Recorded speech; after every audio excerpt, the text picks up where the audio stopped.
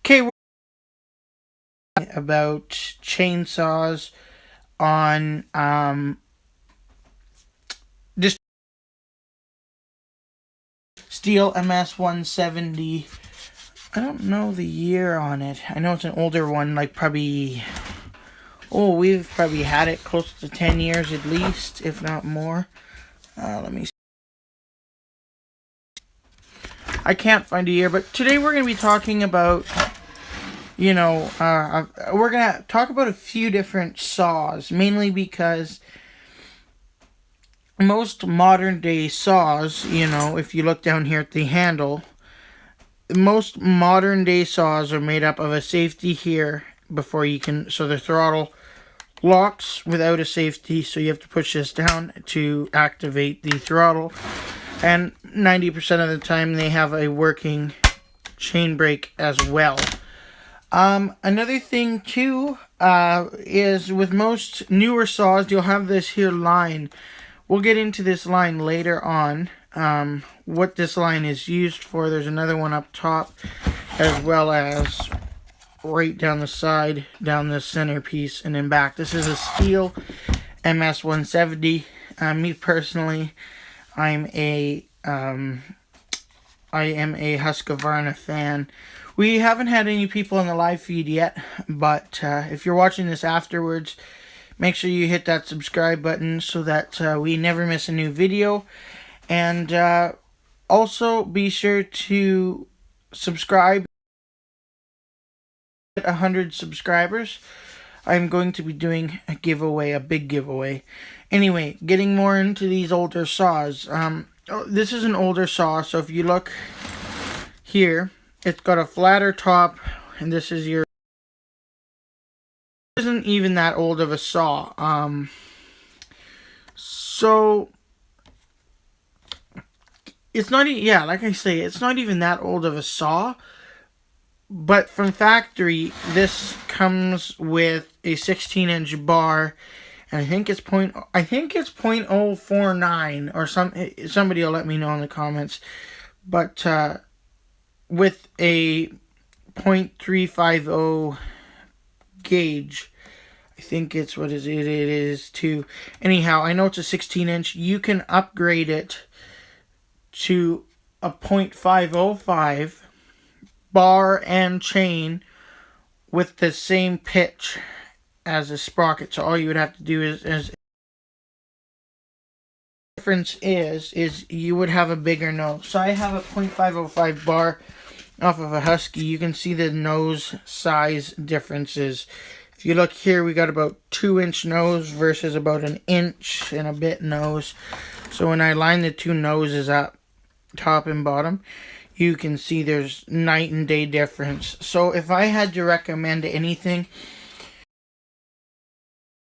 it would 110% be a 0.505 gauge chain, as well as everything else. Okay. If you guys haven't yet and you want to see more of my videos, all you have to do is, you're probably on my channel now. In fact, you are on my channel now. You just go and hit that subscribe button. So we're pretty well done with this old MS-170. So we're going to be talking now about, it has no bar and chain yet. And so it's painted, but it's an old Homelite XL12. Now this saw was made in 1963. This saw was. You can look. This is a type. It was made in Canada.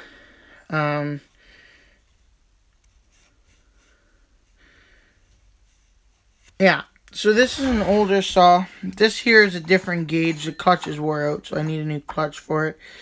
And it has been well used in its prime. And another thing, I'm going to go through the features of this saw. It's really loud. It's got side port exhaust. When we come over to the front, it has safety latch because it's so old. You just go for spoiler. So when I push that, let's see. Oh, there's nothing in it right now. This isn't the original cap. This is an oil cap off of another small engine. This here's just an oil line running down. And then we got this here is what I call the dead man's throttle, where you just hold her wide open. And then you can cut trees that way. This here is just a choke.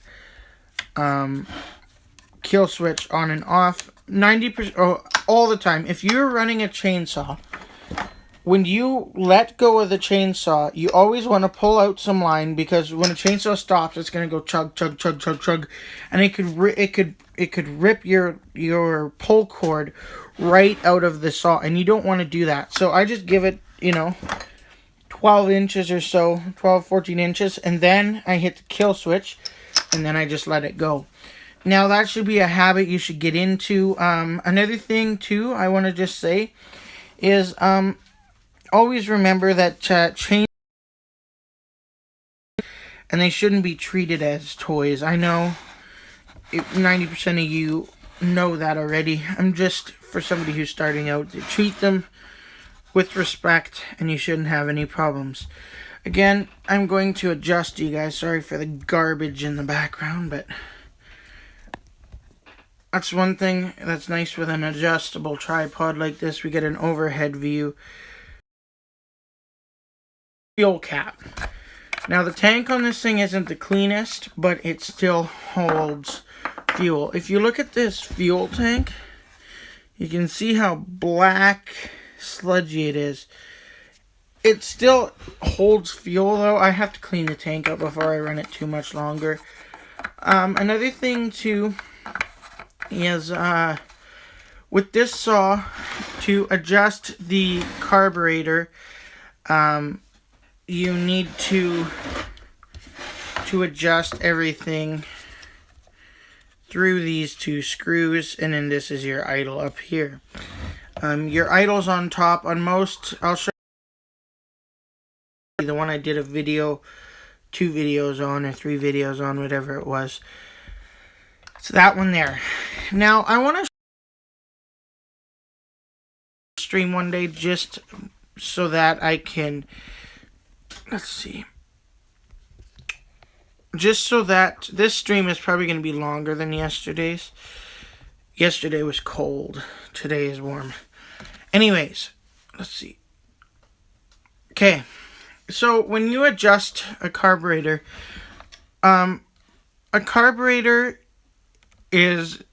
it takes skill to properly operate one. I don't know if you can see that, but that says high and that's a low. Now we're going to be talking about a high, a low, and an idle jet. What does a high jet do? Under high RPMs, your high jet adjusts how the saw runs in high RPMs. Your low jet works alongside, so this jet over here is your low jet, which works with the idle. So what this does is that low jet, when you adjust it and you adjust it too much, it'll bog down when you push this and maybe stall out. So you got to get the right mix so that when you adjust it, it's idling fine, and it'll be between the low and the high. So it'll be idling just fine, and then you have to run your throttle so that the throttle is responsive, so that when you just touch it like that, like if you see how I'm touching the throttle, the engine should rev and it shouldn't just bog down. Another is your air filters here. In 1963, when this saw was made, I'll show you the original color of the engine.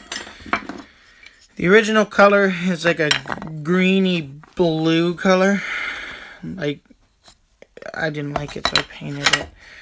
I know I'm going to get lots of flack for painting a rare vintage saw, but it is what it is. Another thing too is you can get wraparound bars for these saws. So the way the handles wrap around, or not a wraparound bar, a wraparound handle, I mean. The way the wraparound handle works, you see this extra hole down here? This is for the wraparound handle to come around and bolt into this hole. So you'll have 2 bolts, and then the wraparound handle bolts in there, and then it bolts in right here as well. There'll be a little arm, and then it's just a wraparound handle. I don't like wraparound handles. A lot of people do. I don't. Is you might be wondering, the fuel tank's up here and the carburetor's back here. If you look right here, the way this works is it's under suction in the carburetor, so a pulse pump sucks fuel from inside the tank that's down in there, and then it comes out and sucks up through this fuel line and comes in the carburetor that way. Now this fuel line coming from, from the carburetor down into the tank is probably a good 8 to 10 inches of fuel line to properly do all that kind of work. To properly work, I mean, to come from here to here and be able to suck back, it's going to take a few pulls to prime once you get a new one on. So that's really it for this chainsaw. I just took, before I started this video, I just took the side cover off so that you guys can. Now, most saws, like I'm gonna now, before I have 2 Stihl MS-170s, a newer one and an older one. But we're gonna look at this Husky 350 I have, and it's a Link chainsaw chain on it. This here's a newer saw. I think it's 2018 saw, something like that.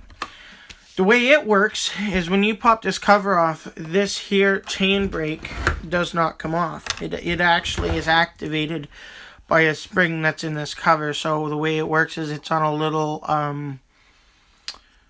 it's like a little, it's kind of like a grabby gear. And so it turns when you pull this, it'll turn. And then there's a big metal spring inside of here to grab. Now, the way it works is once you activate the spring, it pulls that metal ring around the clutch, which stops the clutch from moving, therefore the saw can't move. Actually, this saw isn't a 2018 saw. If you 01-12-00, so it's a 2000, not a 2018. Trail Link or Trial Link. Yeah, I want to let you know that this here chainsaw is an amazing chainsaw. So it's a lot more stylish than most homeowner grade saws. I can't show that on YouTube, so I'll just kind of cover it. Again, it's got your falling lines. Now, I'll get into falling lines here.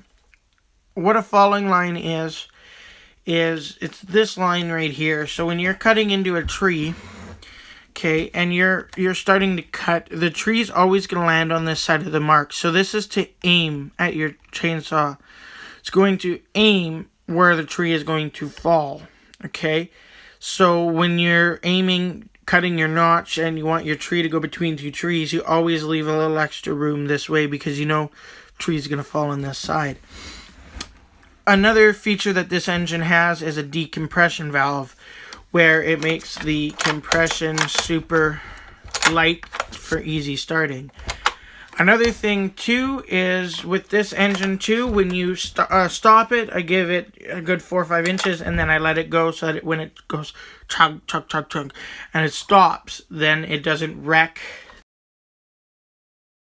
the inside of the pull start. Do I have one? This guy. Then it won't wreck this guy.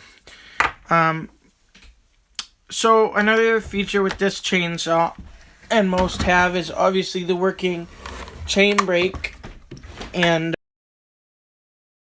the thing with this chainsaw that not many other ones have is it's an air injection system. So when tuning this saw, you got your high jet, your low jet, and your T, or I think it stands for throttle or something along those lines. The way it works is this is your idle, this is your low. So under high RPM, you set that so that when you fire up your saw to tune it, I'll have to do a tuning video. Let me know if you guys want to see that. A tuning video. I'll have to do that. But anyways, under high RPMs, when the saw, you don't want the saw to scream because that's how you burn it up. And you maybe like scream. Just go watch chainsaw tuning videos and you'll see. I actually think I'm going to do one on my channel. And in this low jet, again, for when you click this throttle, it'll bog down. You got to get it. You got to set your idle screw right. Now, with this saw, it's got the 2 ports, so it's got the fuel and then the oil back here. So with this saw, another feature it has too is if you have problems with your chainsaw and say your bar, say this link falls out and your chainsaw chain comes flying around, instead of flying around and hitting you and cutting you apart, this chainsaw brake will just engage and stop everything from moving, and it'll lock and then nothing will move and you won't get hurt. But back. Anyway, another feature too is it's got the, so say this is your kill switch, your on-off switch. So when you shut the saw off and you forget to turn the switch on, and when you go to start it, you're going to pull out the choke, and see how the switch comes up? Then you're going to pull it until it kind of runs, and then you're going to push this in, and that'll be at a quarter throttle, which will make the saw run louder. Now if you listen, you heard that click. That is just it clicking off, so now it's at idle. One nice thing about this here saw is it shows the stop with an arrow pointing down, so it's idiot proof. Another saw we're going to look at is a newer Stihl MS 170. Quite a bit newer actually. So it's not as square. It's actually a nicer looking saw versus the old square look that most of them have. Would I still buy a square looking saw? Yeah, I probably would. A saw is a saw. I mean, personally, I'm a Husqvarna fan, but if you run Stihl, good on you. They're all good saws. These ones is you can't set the idle. The only thing you got here is a little idle mixture screw. They don't let you mess with the high and the low jets on them. That's a feature I do not like. And the new is, you see on the old feature, it was a black lever. This one here, you got to get in there with a flat screwdriver to unlock to pull the cover off.